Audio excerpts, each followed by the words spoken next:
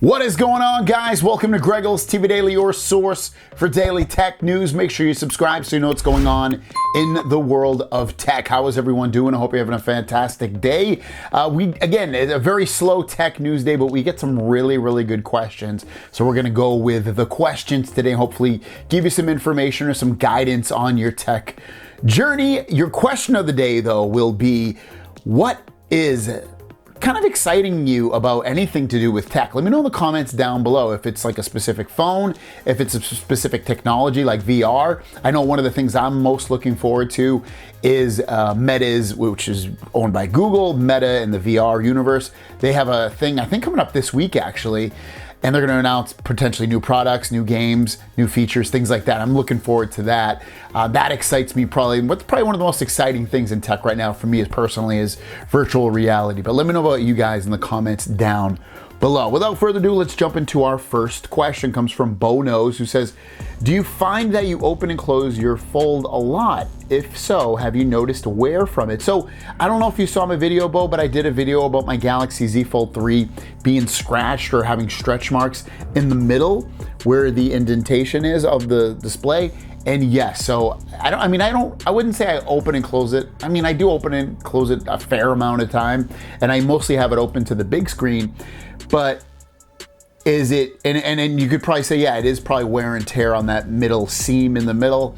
I really have to contact Samsung again, try to get this fixed. Not just because I did the damage, it's because it's a defect. It should not do that. And I want to get it replaced before I trade it in, because I want to get the full trade-in value when I go to the Galaxy Z Fold 4. Caliboy Kev says, I got the S21 Ultra and the latest software update. I think it's almost similar to the S22 Ultra. Do you think, should I make the upgrade to the S22 Ultra or should I wait for the S23? I think the biggest takeaway is if you need the S Pen inside of the phone and you want some of that Bluetooth functionality with the S Pen, such as controlling your phone from a distance, using the S Pen as a shutter button to take photos, then kinda it's a reason to upgrade, but I would say no. I don't think it's a big enough upgrade, so I would say don't do it. Nick Marshall is asking, how does the Tab S8 Plus versus the Tab S8 Ultra measure up other than the size and no data on the Ultra? So I'll tell you something, I was getting my son the Tab S8 Plus. It kept getting pushed back and pushed back and pushed back and pushed back and pushed back. My friend, Josh Quinones, he's also a YouTuber, is selling his Tab S8 Ultra.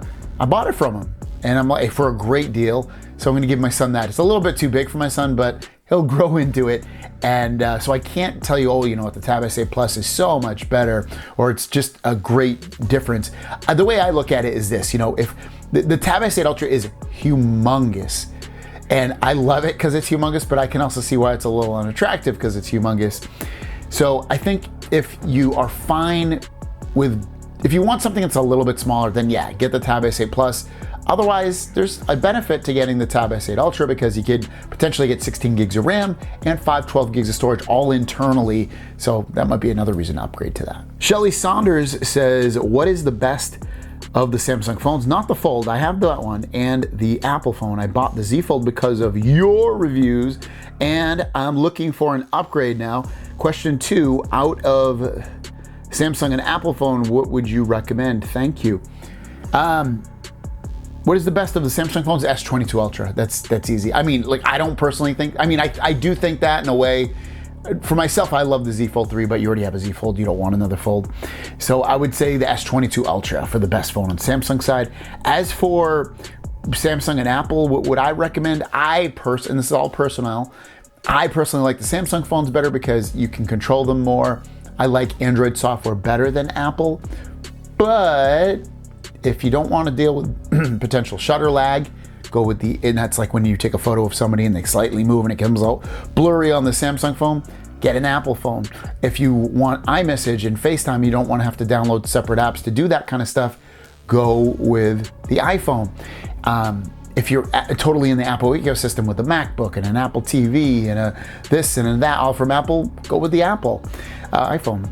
But I mean, for me personally, I like the S22 Ultra better, but I can see it on both sides. It's really what fits your life better. If Samsung fits your life better, then get that. If you really love the software and the convenience and the control of the Samsung side, go with that. If you want something a little bit more locked down, something that's more ubiquitous and more accepted with your friends and family, go the iPhone route. Last question from Anthony Drake.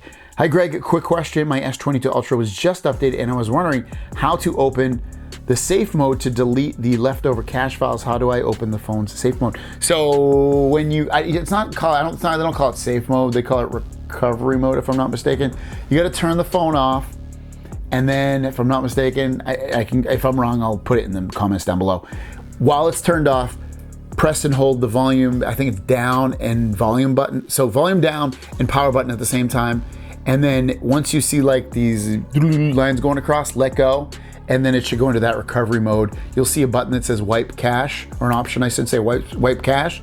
You can delete it from there and then hit reboot on the options on that same screen, and then you should be fine. But you shouldn't really have to worry about deleting all that. That's really, it's a little advanced. I really don't think you should have to do that. You probably won't notice any, or maybe you will, but you can try it and see how it works for you. Thanks so much for your question, guys. If you have a question, leave it in the comments down below. Hopefully tomorrow will bring some much needed fresh news. But anyways, again, if you have a question, leave it down below and we'll get it answered for you tomorrow. Have a great day. We'll see you down the road. Peace.